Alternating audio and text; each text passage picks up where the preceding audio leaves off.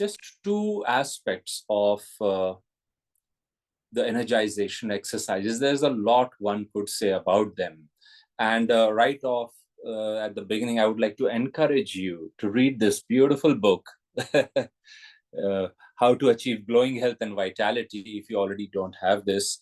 The beginning chapter, this is based on Master's teachings on health generally, but the first chapter is dedicated entirely to energization exercises, prana, life force, how to draw it, how to feel it, how to then apply it in different aspects to heal different body parts, different challenges that we might be facing.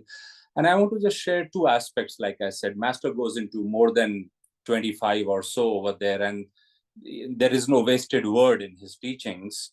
But last week, as I was traveling to a few different centers, I looked up my background, as Moshmi mentioned, is in medicine. I was looking up joint health and what does research say about, especially, people say about cartilage or, the loss of cartilage, that tissue between two bones which meet when a joint is formed. Both the ends of the bones have cartilage, and with age, it starts wearing off because of wear and tear, lack of newer production. And so then naturally, and it leads to situations like osteoarthritis. It causes rheumatoid arthritis. It is affected partly over there. And many other challenges. Sometimes one may have a trauma. And I'll give two examples of, a person who had a trauma of a nerve, but then joints also. Let's focus on joints for a moment. So what does latest research say about this? Well, it's very interesting that cartilage is known to be one of those tissues which is very hard to heal once injured. There are challenges. Why? Because there are very few blood vessels that go towards it. And that makes sense. You don't want, let's say, blood vessels in the joint, too many of them, because if you jump around, then there might be bleeding over there, and that can lead to problems. So in the skin, in the muscles, there is a lot of blood, but it's not the case in the joints. Well, so the plus point is it can prevent bleeding in the joint. The negative side is if there is an injury to the tissue in the joint, then how does one heal it? Because often healing material, the cells, nutrition, oxygen, it's usually carried by, through the blood to that part of the body. And so I read over here that they have found that one particular movement leads to the stimulation of chondrocytes, the cells which produce the cartilage, more than anything else. And when you hear it, you'll say, my goodness, this is so simple. I wish I knew this before. And the movement is anything which is simple and rhythmic, like a cyclic movement, to and fro, with a gentle resistance. If you give high resistance, it can actually damage the cartilage, as we know. But high resistance once in a while is good because it stimulates the bone below the cartilage, because that bone is not exposed to stress. When you have a stress, then the strength of that body part increases. So let's put these things together. What are the movements in energization exercises? Rotate the neck with medium resistance and in the other direction without resistance.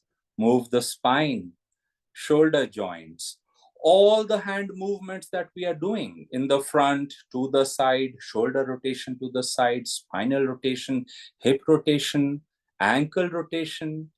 So the moment I read that line and the way Master has so beautifully integrated it, and these are his lines from Glowing Health and Vitality. Master writes over here, energization exercises revive, enlarge, and strengthen tissues, awaken lazy muscles, form osseous or bony tissues. Just 2 pages before that, he writes, through Yogada, which was the earlier name he gave to energization exercises, he writes, all the various tissues such as bone, muscle, connective, nerve, and adipose are proportionately formed. So keep this in mind. Another very beautiful thing is we know how we all start. And by the way, if there's anybody over here who does not know what our energization exercise is, just go online. Any Google search will produce the result. There are videos on YouTube, and you can learn it from Ananda centers. But the one line we learn when we are taught energization exercises is the greater the will, the greater is the flow of energy. Now, that will is, of course, like the kind of will that you jump out of bed, you have to do something, you do it.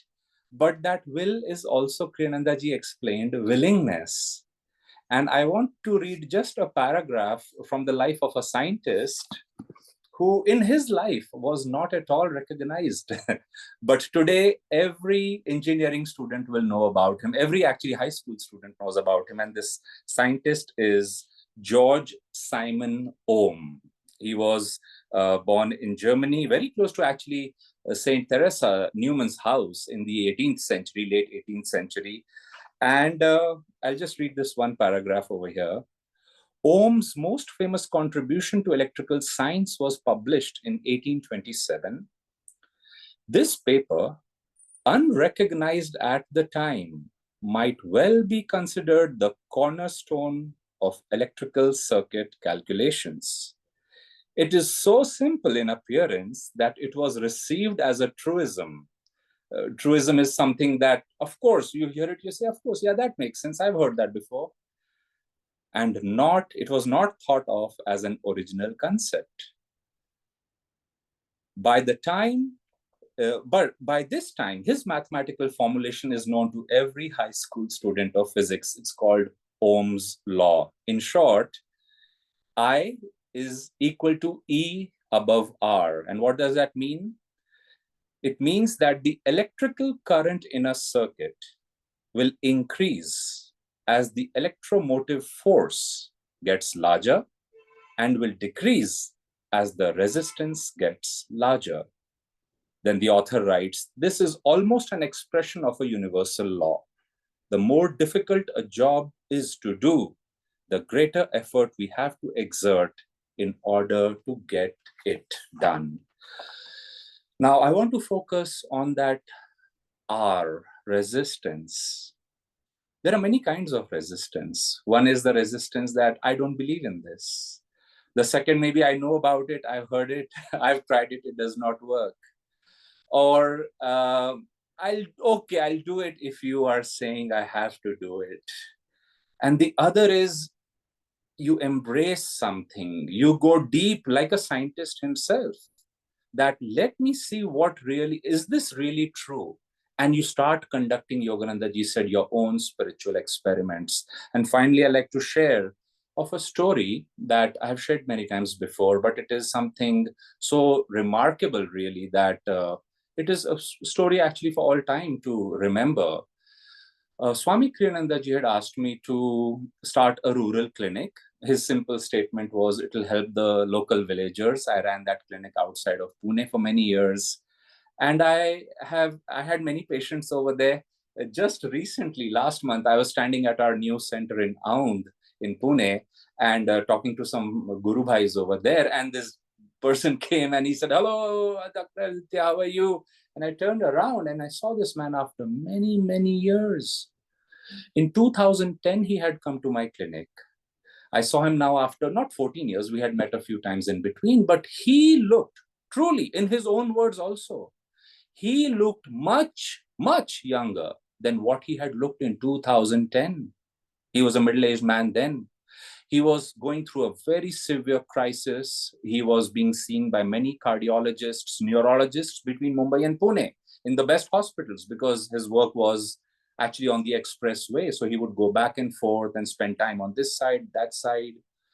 And I said, my goodness, you are looking younger than me. What are you doing? He said, nobody believes my age. He said, last week I was telling somebody my age and the person said, no, I mean the real age. He says, this is my real age.